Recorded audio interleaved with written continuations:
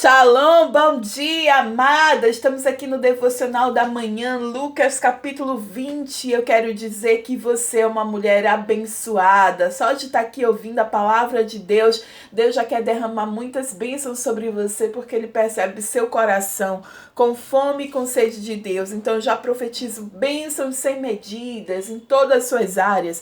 Sua área espiritual, na sua família, na sua área financeira, nos seus negócios, estudos, em todas as áreas. A ministerial, o Senhor quer alcançar e que ela seja ali transbordante de amor, de alegria, em nome de Jesus. Amém?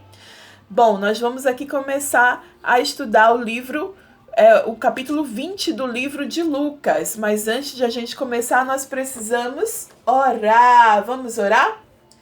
Querido, amado, precioso Deus, Tu és bendito, Tu és maravilhoso, Tu és incrível, nós Te amamos. Espírito Santo, Tu és bem-vindo em nossas vidas. Tu és bem-vindo em tudo que fazemos. Nós entregamos em Tuas mãos, que seja feita a Tua vontade. Que venha o Teu reino sobre as nossas vidas, em nome de Jesus. Ministra nosso coração. Fala, Senhor, nós queremos Te ouvir. Queremos ter discernimento da Tua palavra. Ajuda-nos, Santo Espírito, em nome de Jesus. Amém. Glória a Deus. Bom, aqui a gente vai ver então o capítulo 20, já estou vendo que a gente já viu em Mateus e Marcos, né, sobre a autoridade de Jesus ser questionada, né?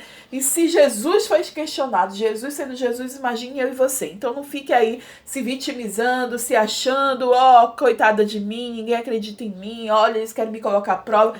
Não se ache assim, porque Jesus também passou por isso. Então, vamos lá, vamos aprender com o mestre.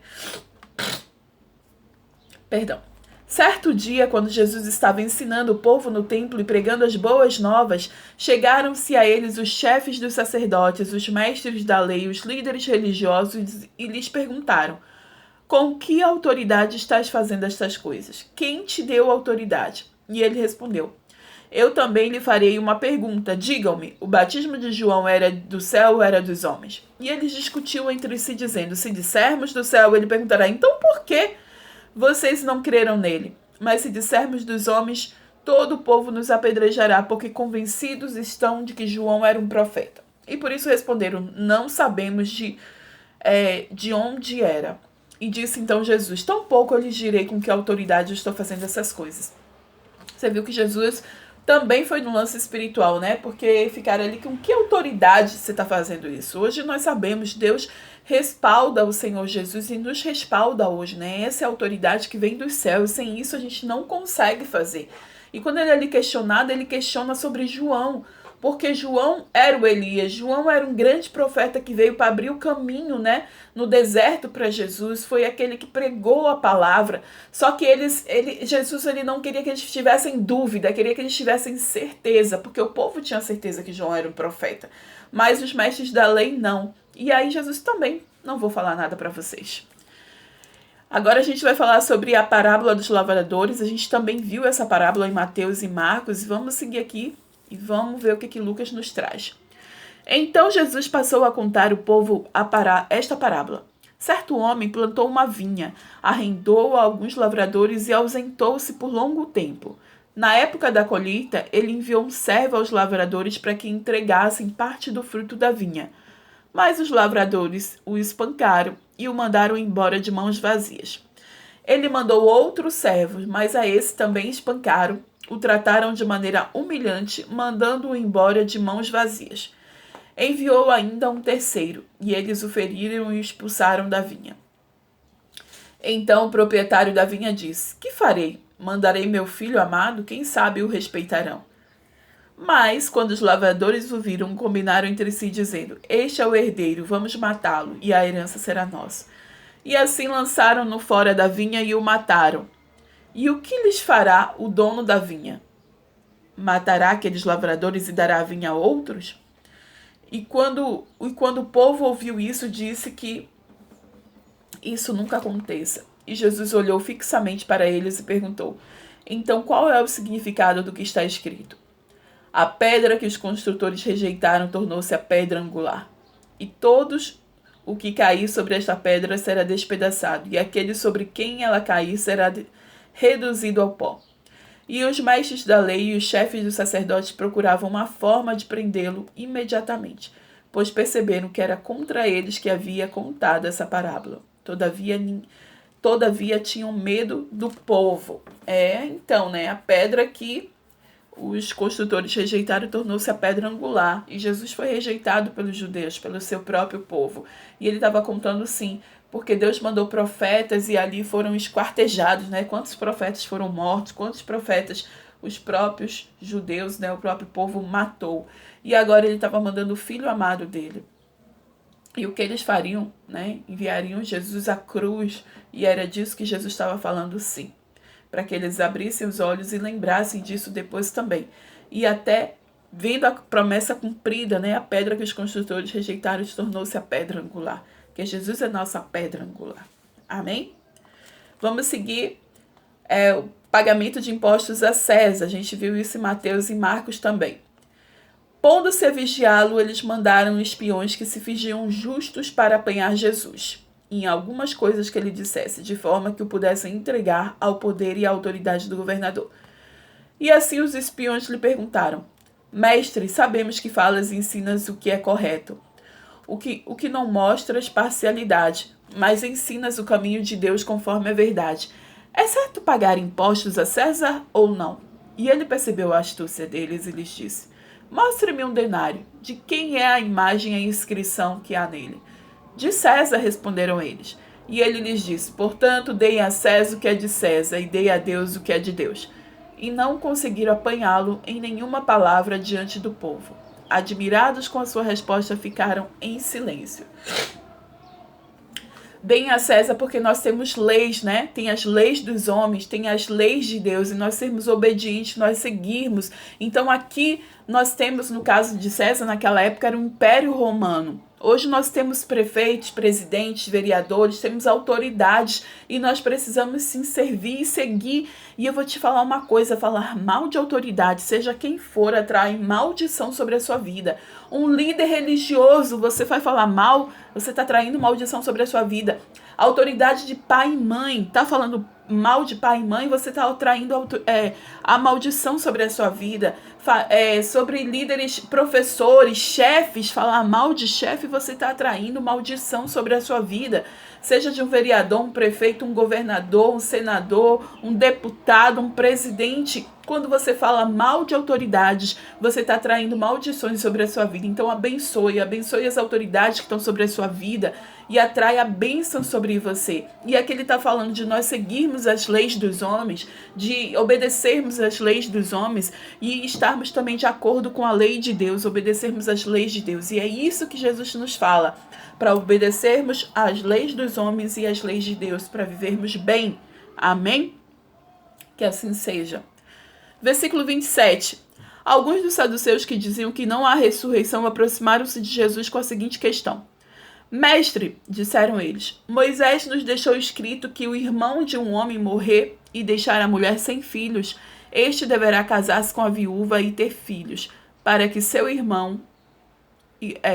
para seu irmão.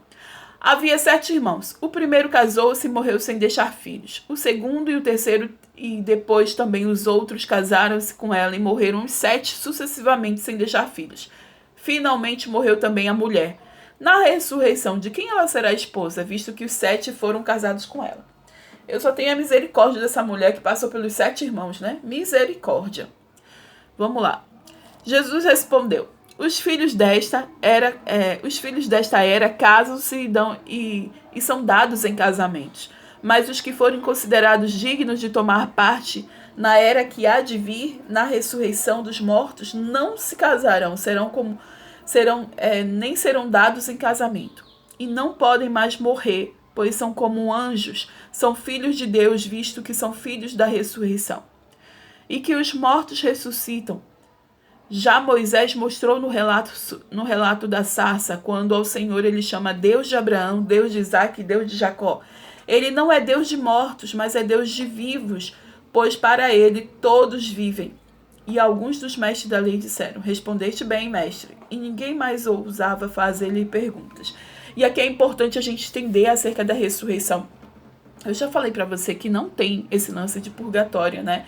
Que não tem sala de espera. A gente morre e o nosso espírito ainda vive e vai viver para sempre. O negócio é você escolher onde ele vai viver. Se é na morada eterna com Deus ou se é num lugar de tormento, né?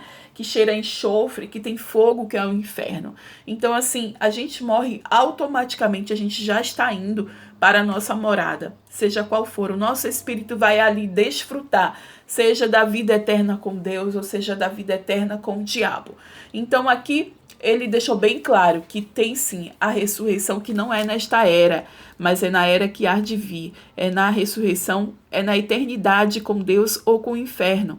E que Deus, ele não é Deus de mortos, porque Isaac, Jacó, Abraão, eles estão no leito agora com o Senhor, né? Eles estão ali no céu com o Senhor e eles vivem, são espíritos vivificantes, eles estão ali vivos. E nós vamos deixar essa matéria, esse corpo aqui, mas o nosso espírito vai continuar vivo. E aí a nossa escolha, para onde que a gente vai? A gente vai estar no céu ou no inferno? Você precisa escolher hoje, precisa escolher aqui, porque isso pode acontecer a qualquer momento. E aí, para onde é que está indo o seu espírito? Deus é Deus de vivos e não Deus de mortos. A ressurreição, sim. E mais uma vez eu vou dizer, não tem esse lance de você ficar vivendo e morrendo para ver se você fica perfeito e um dia merecer o céu. A nossa vida é única aqui. A gente precisa se consertar hoje e agora. Não tem mais chance para fazer isso.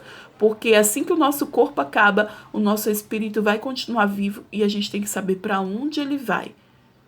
E que em nome de Jesus eu e você possamos ir para a morada com Deus. Estarmos ali com Abraão, com Isaac, com Jacó. Estarmos no céu. Amém? Vamos seguir aqui? Então Jesus lhes perguntou, como dizem que o Cristo é filho de Davi? O próprio Davi afirma no livro de Salmos, o Senhor disse ao meu Senhor, senta-se à minha direita.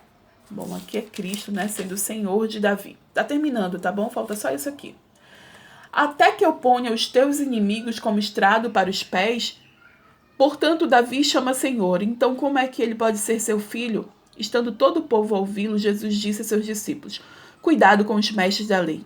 Eles fazem questão de andar com roupas especiais e gostam muito de receber saudações nas praças e de ocupar os lugares mais importantes nas sinagogas e os lugares de honra nos banquetes. Eles devoram as casas das viúvas e, para se disfarçar, fazem longas orações. Esses homens são punidos com maior rigor. Então, cuidado com a hipocrisia, cuidado com as pessoas que se dizem ali de Deus, mas não conhecem realmente a Deus, não têm intimidade com Deus, não têm experiência com Deus. Pode até conhecer da palavra de Deus, e isso até o diabo conhece. Ele conhece a Bíblia muito bem e ele até usa disso para ficar colocando dúvida na cabeça dos que são do Senhor. Mas eu quero te dizer que você possa experimentar, você possa ter experiências com o Senhor.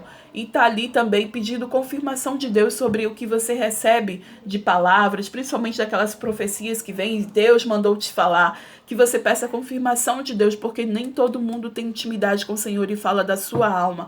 E aqui Jesus está falando da hipocrisia que são esses chefes das leis, esses sacerdotes, né? Esses fariseus que simplesmente eles se aproveitam da situação e eles fazem o que eles mais sabem fazer, orações longas, mas não fazem parte do reino de Deus, não estão aliançados com o Senhor.